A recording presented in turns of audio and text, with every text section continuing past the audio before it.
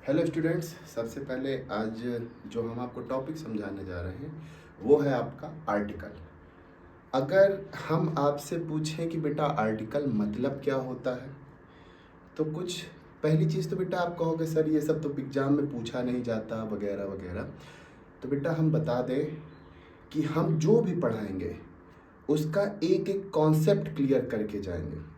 हम कभी आपसे इस शब्द का इस्तेमाल नहीं करेंगे बेटा ये एक्सेप्शनल है, इसको याद कर लो, ये शाश्वत सत्य है, यूनिवर्सल ट्रुथ है। नहीं बेटा, कोई भी लैंग्वेज होगी अगर उसमें ग्रामर है, व्याकरण है, तो वह मैथ की जैसे सारे फॉर्मूले प्रूफ होते हैं, वैसे ही उस व्याकरण के, उस ग्रामर के भी सारे फॉर्मूले क्या होंगे, प्रूफ होंगे।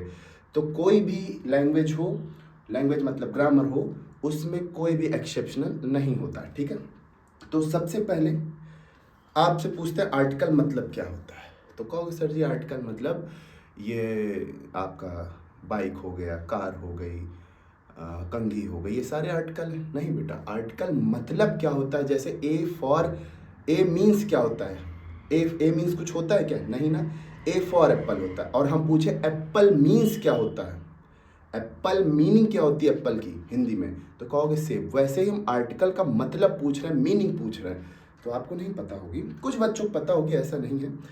तो जान लो आर्टिकल मतलब होता क्या है। पहली चीज, आर्टिकल आता किसके लिए है, क्योंकि जब तक जो चीज जिसके लिए आती है वो नहीं पता होगा तब तक उसका कॉन्सेप्ट आपको क्लियर नहीं होगा। पहले जान लो आर्टिकल आता है किसके लिए बेटा, नाउन के लिए। किसके लिए आता है, नाउन के लिए आता है। और नाउन मतलब क्या होता है, कई बच्चे बताएंगे संज्ञा, बिल्कुल सही बात है, लेकिन जो उसका ओरिजिनल मीनिंग होता है वह होता है पद। क्या, पोजीशन। पोजीशन को क्या बोलते हैं, नाउन। जैसे कहते हो लड़का, लड़का नाउन है, लड़का है लेकिन वह किस पद पे है, वो किस पोजीशन पे, लड़के की पद पे है। लड़की है, वह किस पद पे है, किस पोजीशन पे, लड़की की पद पे है।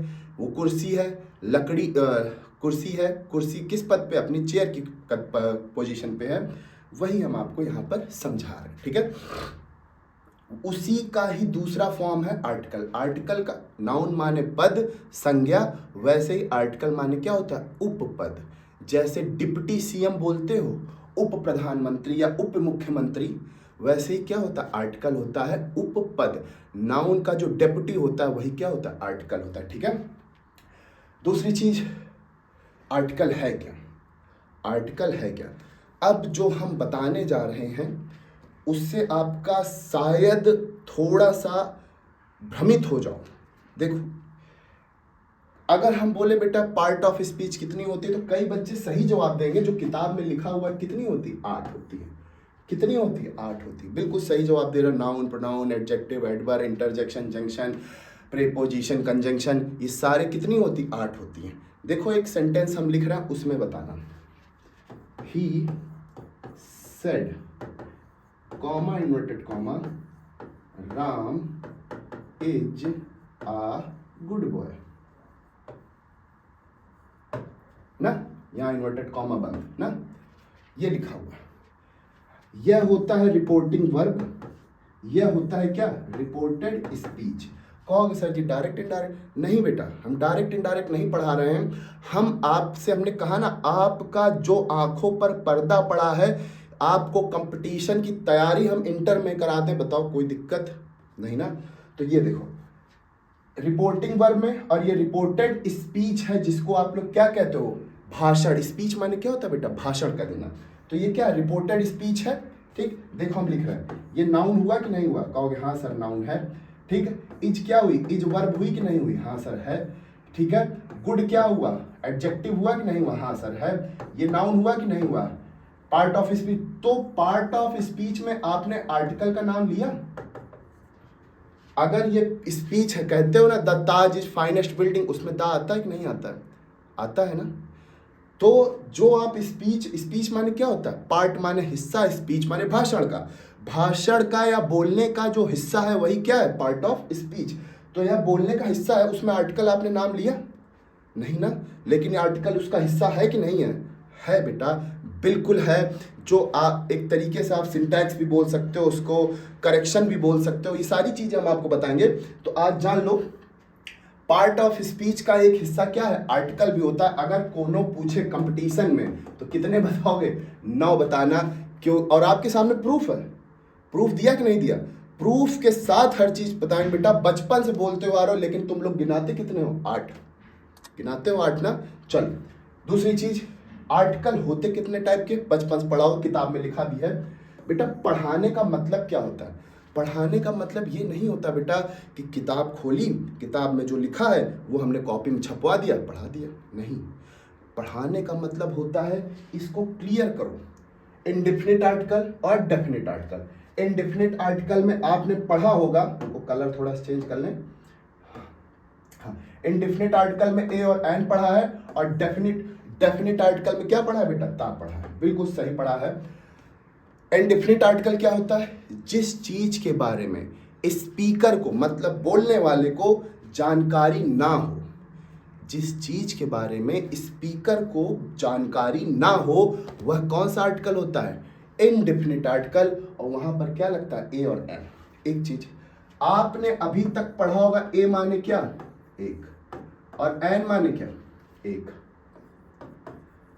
कभी सर जी से पूछा, सर ए माने एक क्यों होता है, तो वो आपको जवाब देंगे कि बेटा अल्फाबेट का पहला अक्षर है, इसलिए ए माने एक होता है।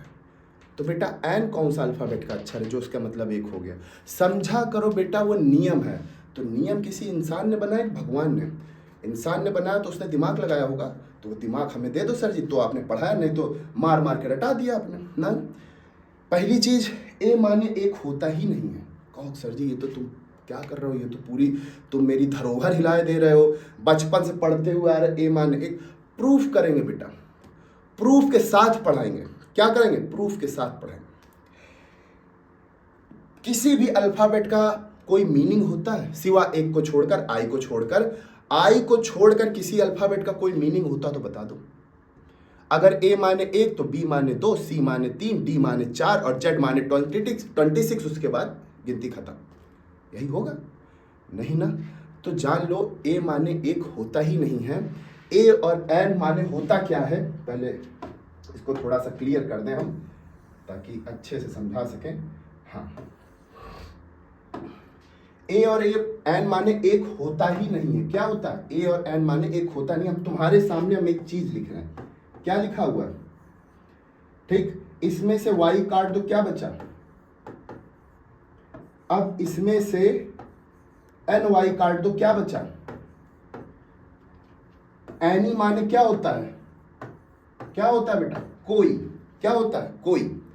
कहते हो ना Ram is a good boy, Ram को तुम जानते हो क्या, राम को तुम जानते हो, नहीं जानते हो, कौन सा लड़का, कैसा लड़का, इंडेफिनिट आर्टिकल है ना, तो राम कोई एक अच्छा लड़का है। वो ए का मतलब, आप लोग हिंदी भी जो होती है उसको सही नहीं बोलते हो, जैसे अंग्रेज इंग्लिश ज़्यादा सही नहीं बोलता, शुद्ध हिंदी कोई नहीं बोलता, तो सिद्ध हिंदी जब बोलता, जब अंग्रेज यहाँ आता है विदेश से इंडिया में आता है, तो जो अंग्रेजी बोलता है देख तो थोड़ी सी अटपटी लगती है।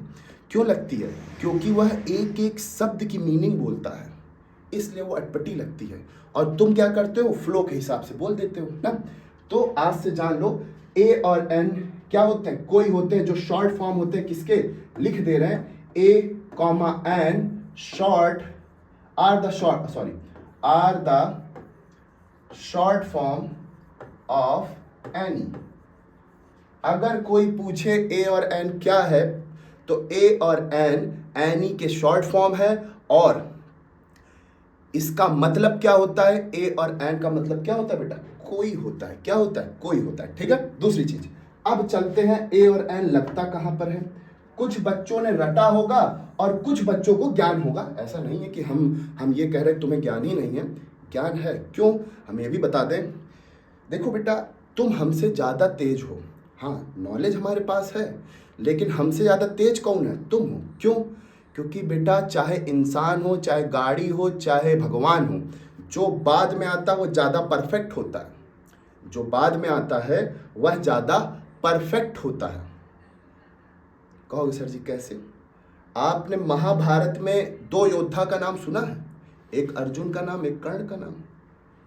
कर्ण अर्जुन वो पांडवों का बड़ा भाई था, उनके बाद 5 आए थे, तो पांचों परफेक्ट हुए कर्ण से, कर्ण को हरा दिए कि नहीं हरा दिए, मेन चीज था हरा दिए कि नहीं हरा दिए। लेकिन उनके बाद एक महान योद्धा और आया था जिसका नाम क्या था, अभिमन्यु था। क्या नाम था, अभिमन्यु। अर्जुन के 5 भाई थे, पांडव थे, लेकिन किसी की हिम्मत हुई थी बेटा चक्रव्यूह को तोड़ने की, नहीं ना। सिर्फ इकलौता इंसान था उन पांडवों में जो अकेला योद्धा खड़ा था कि नहीं चाचा लोग, तुम लोग परेशान ना हो, मैं तोड़ूंगा चक्रव्यूह को। तो आप लोग वैसे ही हो बेटा, आपके पास दिमाग ज्यादा है। आईफोन 14 अच्छा 15 अच्छा, तुम लोग 15 हो, हम 14 हो गए हैं, समझ रहे हो। तो तुम्हारा प्रोसेसर ज्यादा अच्छा है। चलते हैं, स्पेलिंग मिट गई है, सॉरी, ठीक है, डेफिनेट आर्टिकल, ठीक। अब ए और एन आता कहां पर है, सबसे बड़ी बात, ए और एन आता कहां पर है। ए माने ए होता क्या है, वॉवेल होता है, और एन क्या होता है, कॉन्सोनेंट होता है। क्या होता है, कॉन्सोनेंट। सबसे पहली चीज बेटा, पूरी अंग्रेजी ग्रामर की बात नहीं, कोई भी लैंग्वेज होगी दुनिया की, कोई भी लैंग्वेज, वह उसमें कोई शब्द बनेगा। जैसे एक हिंदी शब्द लेते हैं, आपका क्या लिखा हुआ है बेटा, क्या लिखा हुआ, कहोगे कम सर। हम पूछेंगे बेटा इसमें कितने अक्षर, आप कहोगे सर जी 2 अक्षर। नहीं बेटा, देखना कितने अक्षर हैं।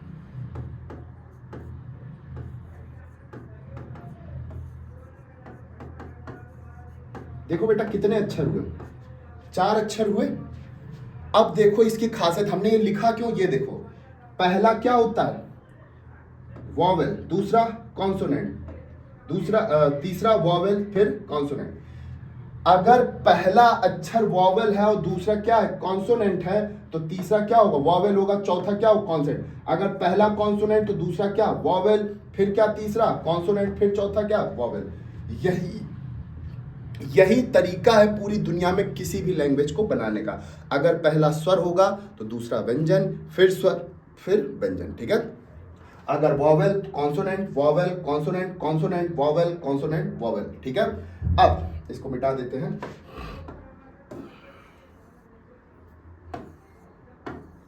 ठीक है। अब चलते हैं ए और एन, ठीक। ए ई आई ओ यू के पहले क्या लगता है बेटा, आपको रटाया गया है, ए ई आई ओ यू, इनके पहले क्या लगेगा, एन लगेगा। तो बेटा ऑनेस्ट के पहले ए क्यों लगाते हो, एच से लिखते हो, एच से क्या लिखते हो, एन ऑनेस्ट लिखते हो, क्या लिखते हो, सॉरी, ऑनेस्ट के पहले एन क्यों लगाते हो, जबकि एन कहां लगना चाहिए, यहां लगना चाहिए, लगना चाहिए ना, लेकिन लगाते कहां पर हो, एच के पहले लगा देते हो एन ऑनेस्ट में। तो ऑनेस्ट में एन लगना चाहिए क्या, ए लगाना चाहिए ना, तो वहां पर क्यों लगाते हो बताओ। तो कहोगे सर जी वो नियम है, नियम नहीं है, या एक्सेप्शनल नहीं है, ठीक है। उसका भी एक तरीका है, वो हम आपको नेक्स्ट वीडियो में बताएंगे। धन्यवाद।